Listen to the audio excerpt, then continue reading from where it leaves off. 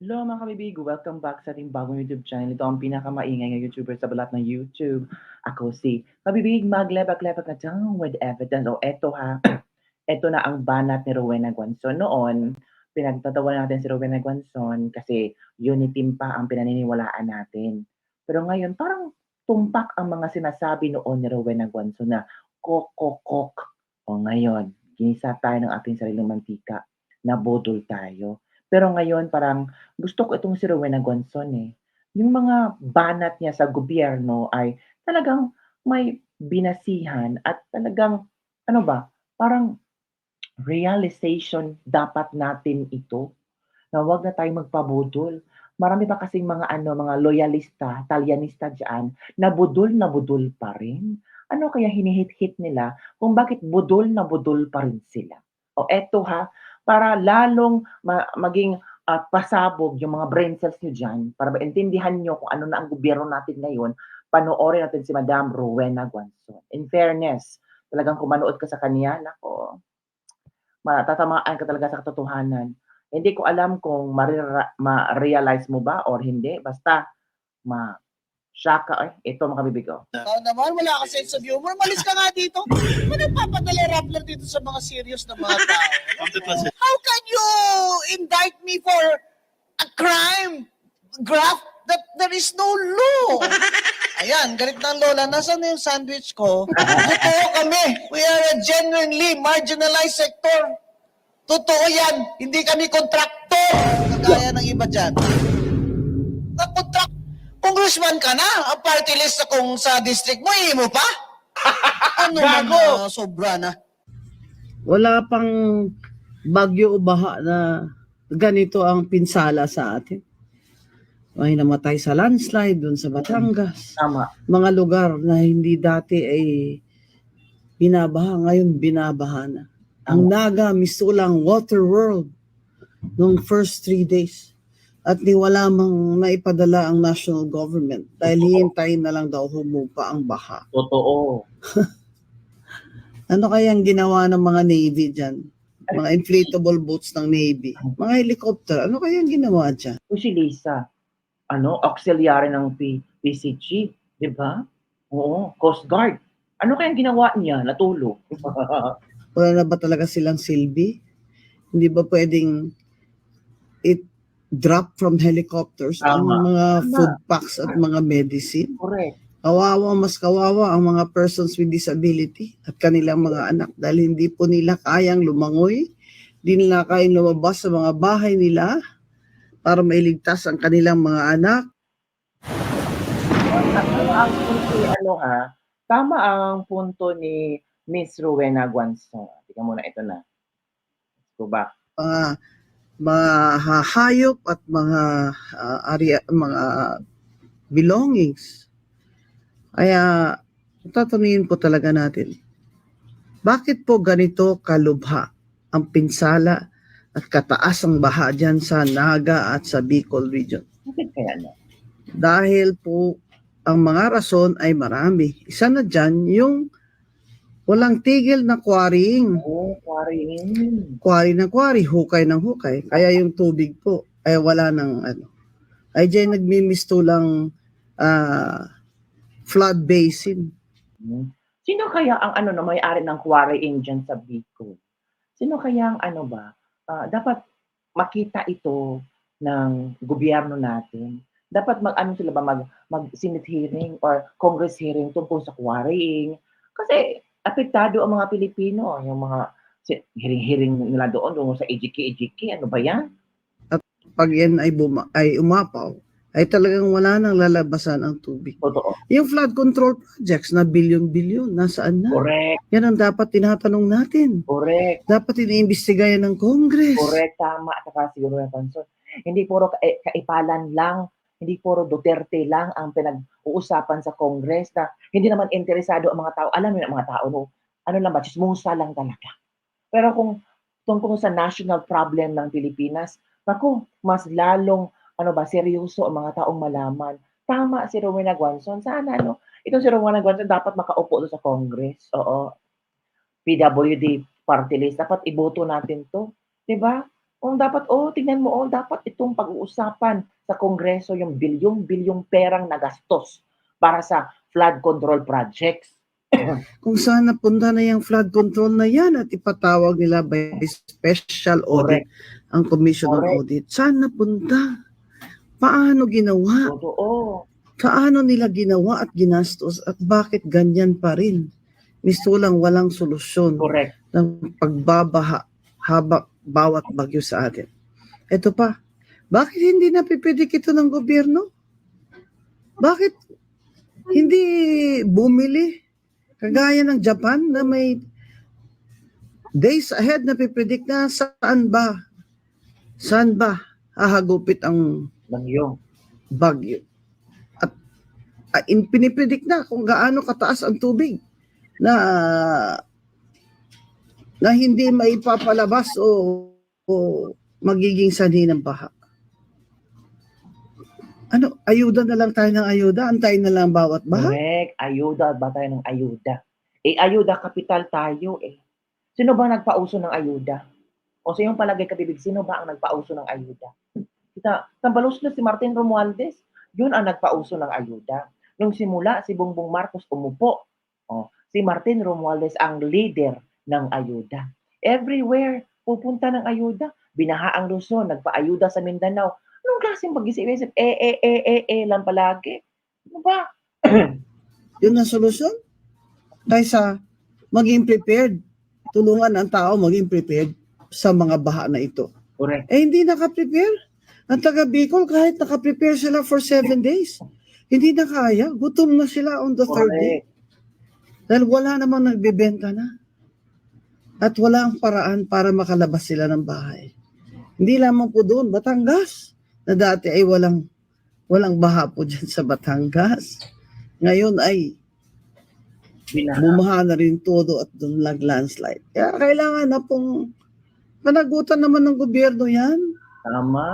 Maliban sa reconstruction, rehabilitation ng mga bahay dyan, dapat magbigay ang national government dyan ng Pondo. rehabilitation na fund sa mga bahay sa pinsala ng baha. Ano naman sila, uulitin na naman nilang lahat ng mga savings sila, mapupunta na naman sa pagpagawa nila ng bahay nila. Sana po, gising-gising naman po ang ating mga Pangulo sa Pilipinas. Correct. Gising po, gising. Galaw-galaw. Also, the political dynasty law. This is already too much. And you know, I have many friends in Congress and this is not personal. Congressman ka na, ang party list na kung sa district mo, mo pa? Hala. Ano man na sobra na. Ikaw na ang congressman, anak mo rin ang party list dyan. Hala. And that is not what the Constitution envisioned for the party list. It was supposed to be, it was intended for the marginalized sector. Correct. That is why I chose the persons with disability. Because my nephew, my brother's son, who's 27 now, his name is Greg, he has autism. He cannot read, he cannot write. He barely speaks. But God is good. Greg is perfect. Among children with disabilities, ang pinakamarami po yung may autism. Kaya yung mga SPED schools, kailangan po talaga yun. Ang next ay children with Down syndrome who need heart surgery all the time. Many of them are also epileptic. Anong ginagawa ng gobyerno? Wala. Kulang na kulang yung government hospitals sa services at saka kulang yung mga guarantee letters or payment for free hospitalization ng mga batang who need surgery, especially heart surgery. May nakalimutan pa ba ako? Wala na? O sige, magtanong na kayo. Alam ko naman ang gusto nyo eh. Yes, Ma'am, Commissioner. First question is from Jairo Rappler. Pero Rappler, nasan si Paterno? Hala. Asan siya? I am the assigned reporter for today. Ay, hindi pwede. Dapat na dito siya, sabay siya pakulong sa akin. It's no longer Gusto ko co-covered. nga, dito si Leila eh. Mapicture kami. Si Leila yung kinulong. Ako yung gustong ipakulong. Sabi mo kay Paterno, pag ako'y nakulong, sasama siya. Faith and religion, ma'am. Ma'am, for my question, ma'am, you weren't able to sit at the House after Cardema blocked your proclamation. For the record, ma'am, for those who are asking, ma'am, may mga sasabi po na bakit hindi na daw po kayo nag-sidestep para makaupo sana yung mga original nominees, ma'am. Can you clarify that po? Sidestep? Ako? Opo. Di ba may nag-substitute po kayo after the... Yeah, because the first nominee was our chair, was a polio survivor, and was survivor of breast CA. Her daughter had stage 4 aggressive breast CA. So she could... Oh, yun pala. Yun pala ang nangyari ka, Bibi. So, kailangan talagang si Rowena Guanzon ang uupo. Diba? That's it. So she told me, since you have been advocating for PWDs and you're retired now, why don't you just campaign for us to? Sabi ko, I'll campaign for you. So I campaigned, di ba? And then she decided di talaga kaya because they'd go to the hospital three times a week. Eh. So, hindi talaga kaya. So, that's a fact. Hindi yan namin lie. Ano ba lie sa Tagalog? Ha? Gusto? Lie? Like? That's not a lie. Like kasi nungalingan, ma'am. Hindi yan kasinungalingan. Totoo yan. Sidestep ako para makaupo siya. Eh siya naman talaga dapat uupo. Nag-take out na nga siya. Eh si Grace Ineza, taga-UPBA, consultant of the ADB. Brilliant people in P3PWD. Brilliant and accomplished people. Yet we have family members who have disabilities. Totoo kami. We are a genuinely marginalized sector. Totoo yan. Hindi kami kontraktor, kagaya ng iba dyan. Ano? Sinong panaririnig Na kontraktor na ito, nagpa-party list, di na kayo nahiya. Ang dami nyo ng pera. Gusto nyo pa mag-congressman kayo para lalong dumamay ang pera nyo? Sana binigay nyo na lang yan sa amin. Yung mga tunay na marginalized, hindi konti na lang sana mga boto kailangan namin. Ngayon, kukumpetensya pa kami sa mga vote buying nyo. Ala, Ayan, galit ng lola. Nasaan na yung sandwich? hala, grabe bumana si Rowena Guanzon. May pinariringgan talaga si Rowena Guanzon. Yung mga party list, yung mga representative, yung mga congressman, nakaupo lang ang congressman, pinaupo ko yung mga anak, yung mga parts of the family para maging party list representative. Diba? Contractor daw. Hala, sino kaya ito, Kabibi? Ko, Ma'am, just a follow-up question, ma'am. In 2019... I was not able to sit because of the personal venganza of Cardema. I'm the one who paid the highest price for supporting Leni Robredo. And you all know that. Ngayon, gusto na nila akong ipakulong. Siguraduhin mo lang, Rappler, na nandun ka, ha? At si Paterno dalhin mo. Dahil hindi ako papayag na ako lang makukulong. Sama si Sandra Aguinaldo. Nasaan si Sandra? Sabihin niyo sa kanya, ni-roll call ko siya dito. Pag ako'y naaresto, kailangan yung dalawang yan kasama ko sa kulungan. Dahil freedom of speech ang depensa ko dyan. Aside from, there is no law punishing. How can you indict me for a crime, a graft, that there is no law punishing disclosure of the name of the ponente as a crime?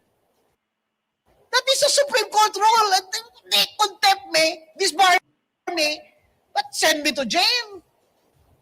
On graft, na hindi naman ako kumita kahit 5. Ang daming magnanakaw dyan, ba't di nila inuna? Ako talaga gusto niya unahin? Ano ba naman to, ombudsman na to? Maawa naman kayo sa mga taong akala nila nagnakaw ako. 25 years in government. My father and my mother will roll in their graves. Graft? Libel. Pahin ako. Bigami. Oh, sige. Sino gusto mo pakasal niya sa akin?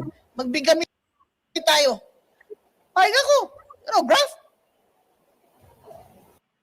By telling the public that may nakikialam sa integrity ng Commission on Elections, which should be an independent body. May nag-i-interfere, kaya yung mga commissioner ay sinusulot. Is that graft? Never mind. I'm going to the Supreme Court on a petition for certiorari, and I pray that the Supreme Court will grant me a temporary restraining order. Well, there you go, kabibig, no? Iba itong si Rowena Guanzon. Talagang palaban at nilalaban niya kung ano ang katotohanan at may marami siyang parinig. Sino kayang pinariringgan ni Rowena Guanzon? Mga congressman, mga party list, pati si Pangulong Bongbong Marcos sinitiran niya. Which is totoo naman. O, yung panahon ng baha, yung sa Bicol, sa Naga, sa Kamsur. O, sabi pa ni Bongbong Marcos, hintayin natin humupa ang baha. Di ba na-react yan ni Rowena Guanzon? Kasi si Rowena Guanzon ay isang babaeng matapang. Gusto niya lang talaga na tayo mga marginalized people ang makakaupo sa gobyerno at ipaglalaban natin ang karapatan natin, ang para sa ating lahat. Hindi yung puro mga politikong na ginagawang gatasan ang gobyerno natin. Sila pa nga ang congressman, kapamilya pa nila ang party list, may kontrata pa sila sa gobyerno. Ano na lang sa atin? Wala na. Kaya hirap na hirap ang mga Pilipinong bumangon. May mga ibang Pilipino na pilit bumabangon, kaya nga mag-OFW tayo. Mag-OFW tayo kasi feeling natin, pag OFW tayo, nandun sa ibang bansa ang ating magandang buhay. Pero marami tayong sakripisyo. Iniwan natin ang ating pamilya sa Pilipinas. Nakakaiyak lang, no? Na may mga taong lumalaban para sa ating karapatan, pero pilit pinatatahimik. Pilit hindi pinakikinggan. At sana, sa susunod na eleksyon, itong mga taong lumalaban para sa karapatan natin, sa injustices, ay mananalo. Yun lang kabibig ang ating latest lebak-lebak for the day. Don't forget to like, subscribe, and share this video para sa mga trending news na ating pag-uusapan. Like yun na. Comment below. Tama ba ito mga parinig ni Rowena Guanzon sa gobyerno? Kung hindi mo gusto si Rowena Guanzon, mag-comment ka rin kung bakit hindi mo siya gusto. Kung gusto mo si Rowena Guanzon manalo, iboto mo ang PWD party list. And I think, tatakbo sila. Yun lang po mga kabibig. Don't forget to like, subscribe, and share this video. Bye everyone. See you next time.